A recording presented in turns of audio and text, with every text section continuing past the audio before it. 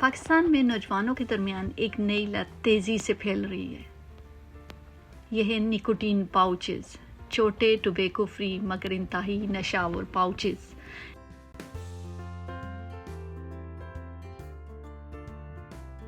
Tobacco की इसके harms बहुत ज़्यादा सामने आ गए, अवेयरनेस बहुत बढ़ गई।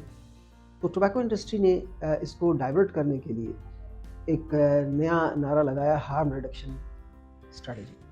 हार्म रिडक्शन में उन्होंने निकोटीन का इस्तेमाल बताया कि निकोटीन आप इस्तेमाल करोगे तो आपको हार्म भी नहीं होगा और सिगरेट की जो आपको क्रेविंग होती है वो भी नहीं होगी। और ये बात भी ठीक है, इसलिए जो सिगरेट के बहुत सारे कंटेंट्स हैं, उसमें बहुत सारे केमिकल्स हैं, उसमें से one of the constituent is and the most important is nicotine. 2023 के एक सर्वे के मुताबिक पाकिस्तान में तकरीबन 17% शहरी निकोटीन पाउचेस इस्तेमाल करते हैं, जिनमें बड़ी तादाद यंगस्टर की है। निकोटीन के बारे में ये कहा जाता है कि it is the most highly addictive substance. It is even more higher addictive than heroin, charas and other things. It makes one person more faster addict than even heroin. दुनिया के नक्शे पर पाकिस्तान विलो पाउचेस के इस्तेमाल में तीसरे नंबर पर है। जिस तरह हम निस्वार रख लेते हैं मुंह में, इसी तरह पाउचेस बना दी गई जिसमें निकोटीन होती है।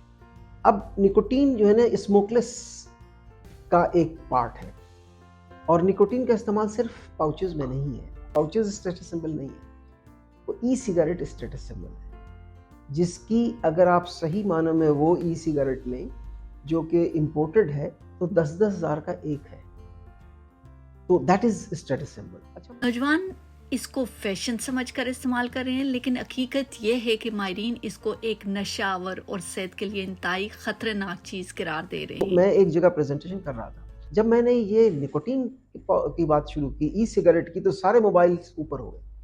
तो मैं हैरान हुआ, मैंने कहा ये क्या हुआ। मैंने कहा बात ये कि सर आपने जो बात शुरू की थी ना, वो हमारे बच्चे हमें बेवकूफ़ बना रहे थे।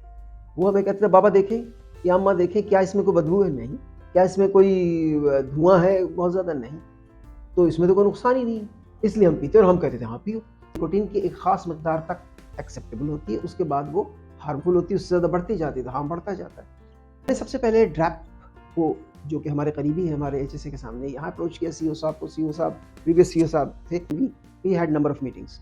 तो हम इस नतीजे पे पहुँचे कि इनकी एनालिसिस ड्रैप यहाँ नहीं कर रही। तो ड्रैप CEO एडवाइज्ड मी कि आप ऐसा करें, जो चीफ ड्रग इंस्पेक्टर से इनके पास जाएं, क्योंकि health is a provincial subject. I went to Karachi and then try to talk to them. तो उनका बिल्कुल सही और करेक्ट इंस्टेंस था कि because there is no law.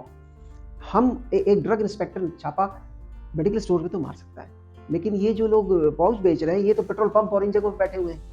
तो उनके पास, उनका सवाल ये होगा कि आप किस कानून के तहत आप इसको हमारा कर रहे हैं, और हम अगर करेंगे तो फिर हमें लीगल कॉन्सिक्वेंसेस भुगतने पड़ेंगे। कोई भी प्रोविंशियल अथॉरिटी इसको एनालाइज नहीं करती। Then again I kept on working and ultimately I came to know that there is an excellent laboratory of DRAP in Karachi. Excellent, state of the art. इसकी analysis हो तो रही है, लेकिन कानून हमें सिर्फ इजाज़त देता है उन्हीं प्रोडक्ट्स को एनालाइज करने का जिसके लिए लॉ मौजूद है।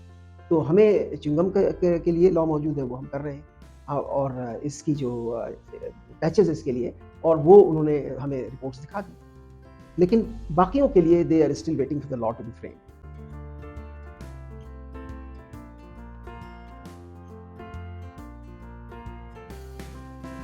सबसे खतरनाक बात जो मूवमेंट हुई है वो बहुत ही खतरनाक है, और उसको हमें रोकने की सख्त ज़रूरत है कि now it is there is a movement that it should be registered और labelled as a food product, not as a tobacco product और something. So this is more sinister than what is happening these days. अल्लाह करे कि ऐसा ना हो।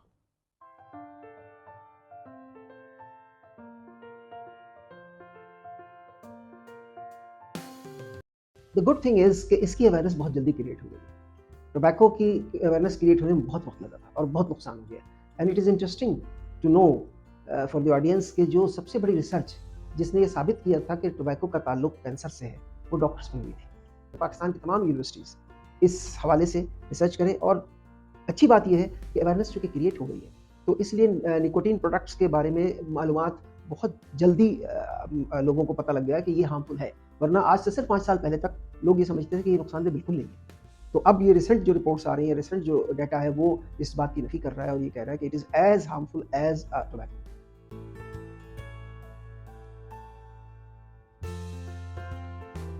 Nicotine का जो है ना, वो number 1 blood vessels, number 2 brain, number 3 heart, number 4 lung. ये हार्ट पे ये बहुत हार्ट बीट बहुत बढ़ा देती है, उसके नतीजे पे tachycardia, arrhythmia, anything can happen. Lungs में चूंकि इसके अंदर इस्तेमाल हो रहा है फ्लेवरिंग एजेंट्स, तो निकोटीन डायरेक्टली तो नहीं, लेकिन flavouring agents or chemicals, they are causing a lot of problem in the lungs. Blood vessels पे इसका मेन इफेक्ट निकोटीन का एक पर से है, उसकी मोड ऑफ एक्शन ही है वेसोकंस्ट्रिक्शन। ब्लड वेसल, और you know once the constriction takes place, every part of the body is harmed. So these are the main effects. Nicotine pouches में मौजूद मादे दिल, जिगर और दिमाग पर असर डाल सकते हैं और नौजवान नस्ल में नशे की लत बढ़ा सकते हैं। एक नई group of lung diseases diagnose हुई है, जिसमें ये साबित हो रहा है कि ये इसका इस्तेमाल almost equal to smoking, cigarette smoking, क्योंकि जो निकोटीन है वो सारी ब्लड के आर्टरीज को वो कंस्ट्रिक्ट करता है, तो उसके नतीजे में जितने भी उसके नुकसानात जो टोबैको से होते थे वो होते हैं। पहले ये समझा जाता था कि स्मोकिंग में, सिगरेट में passive smoking, second hand smoke और थर्ड हैंड स्मोक का दखल है, इसमें नहीं है, लेकिन अब ये भी रिसर्चेज आ गई हैं कि इसमें भी पैसिव स्मोकिंग हो रही है। तो इसका मतलब ये है कि क्योंकि थोड़ा बहुत तो बुखार उससे निकलता है ना, तो वो अगला इनहेल करता है उसको, तो ये एक बहुत बड़ा मसला है।